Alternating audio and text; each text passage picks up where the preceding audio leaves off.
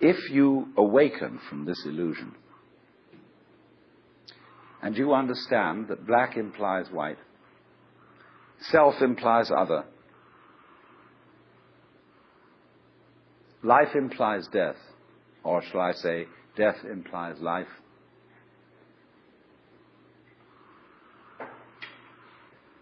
you can feel yourself not as a stranger in the world, not as something here on probation, not as something that has arrived here by fluke, but you can begin to feel your own existence as absolutely fundamental. What you are basically, deep, deep down, far, far in, is simply the fabric and structure of existence itself. So, say in Hindu mythology, they say that the world is the drama of God. God is not something in Hindu mythology with a white beard that sits on a throne and that has royal prerogatives. God in Indian mythology is the self, Sat Chit Ananda, which means Sat, that which is, Chit, that which is consciousness, that which is Ananda is bliss. And in other words, what exists, reality itself, is gorgeous. It is the plenum, the fullness of total joy. Wow-wee. And all those stars, if you look out in the sky, as a firework display like you see on the 4th of July, which is a great occasion for celebration, the universe is a celebration. It is a fireworks show to celebrate that existence is. Wow-wee. And then they say, but however, there's no point just in sustaining bliss. Let's suppose that you were able every night to dream any dream you wanted to dream. And that you could, for example, have the power within one night to dream 75 years of time. Or any length of time you wanted to have. And you would naturally, as you began on this adventure of dreams, you would fulfill all your wishes. You would have every kind of pleasure you could conceive. And after several nights of 75 years of total pleasure each, you would say, well, that was pretty great. But now let's have a surprise. Let's have a dream which isn't under control. Well, something is going to happen to me that I don't know what it's going to be. And you would dig that and come out of that and say, wow, that was a close shave, wasn't it? And then you would get more and more adventurous, and you would make further and further out gambles as to what you would dream. And finally, you would dream where you are now. You would dream the dream of living the life that you are actually living today. That would be within the infinite multiplicity of choices you would have, of playing that you weren't God. Because the whole nature of the Godhead, according to this idea, is to play that he's not. The first thing he says to himself is, man, get lost. Because he gives himself away. The nature of love is self-abandonment, not clinging to oneself. Throwing yourself out, as in, for example, in basketball, you're always getting rid of the ball. You say to the other fellow, have a ball. See? And that keeps things moving. That's the nature of life. So in this idea, then, everybody is fundamentally the ultimate reality. Not God in a politically kingly sense, but God in the sense of being the self, the deep down basic whatever there is. And you're all that. Only you're pretending you're not. And it's perfectly okay to pretend you're not. To be absolutely convinced, because this is the whole notion of drama. When you come into the theater, There is a proscenium arch and a stage, and down there is the audience. And everybody assumes their seats in the theatre and are going to see a comedy, a tragedy, a thriller, or whatever it is. And they all know, as they come in and pay their admissions, that what is going to happen on the stage is not for real. But the actors have a conspiracy against this, because they're going to try and persuade the audience that what is happening on the stage is for real. They want to get everybody sitting on the edge of their chairs. They want to get you terrified or crying or laughing. Absolutely captivated by the drama.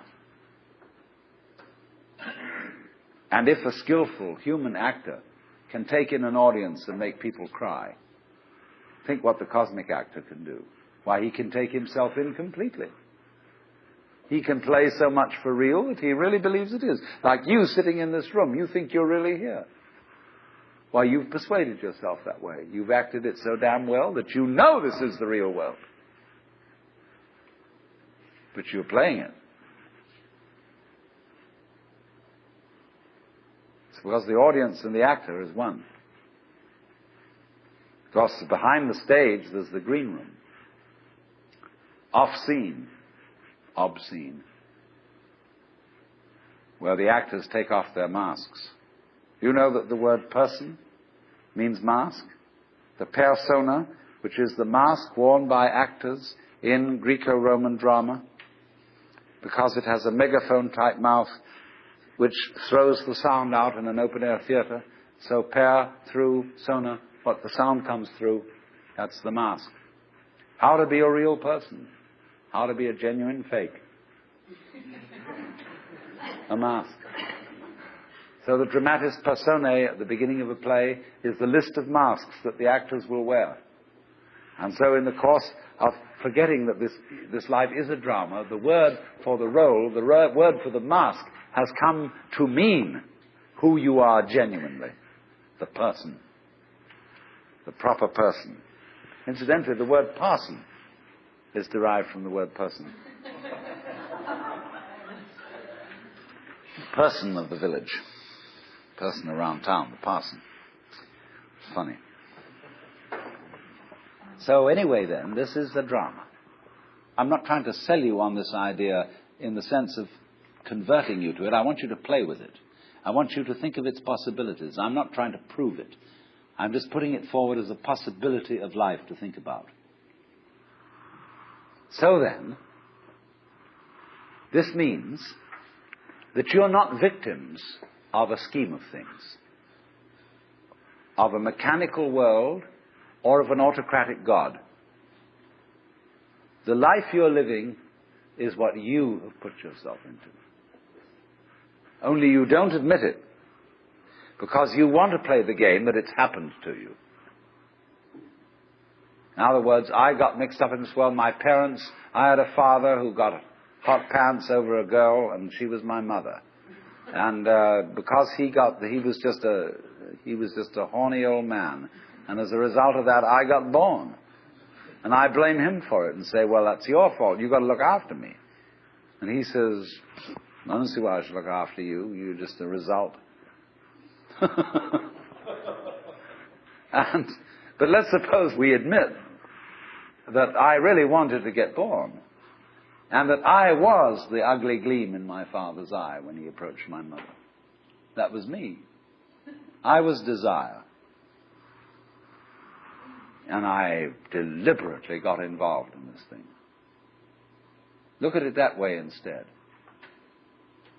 And that even if I got myself into an awful mess, and I got born with syphilis and the Great Siberian Itch and tuberculosis and in a Nazi concentration camp, nevertheless, this was a game which was a very far-out play. It was a kind of cosmic masochism. But I did it. Isn't that an optimal game rule for life? Because if you play life on the supposition that you're a helpless little puppet that got involved, or if you play it on the supposition that it's a frightful, serious risk and that we really ought to do something about it and so on, it's a drag. there's no point in going on living unless we make the assumption that the situation of life is optimal. That really and truly we are all in a state of total bliss and delight. But we are going to pretend we aren't just for kicks. You play non-bliss in order to be able to experience bliss. And you can go as far out as non-bliss as you want to go. And when you wake up, it'll be great. You know, you can slam yourself on the head with a hammer because it's so nice when you stop. And it makes you realize, you see, how great things are when you forget that that's the way it is. And that's just like black and white. You don't know black unless you know white. You don't know white unless you know black. This is simply fundamental.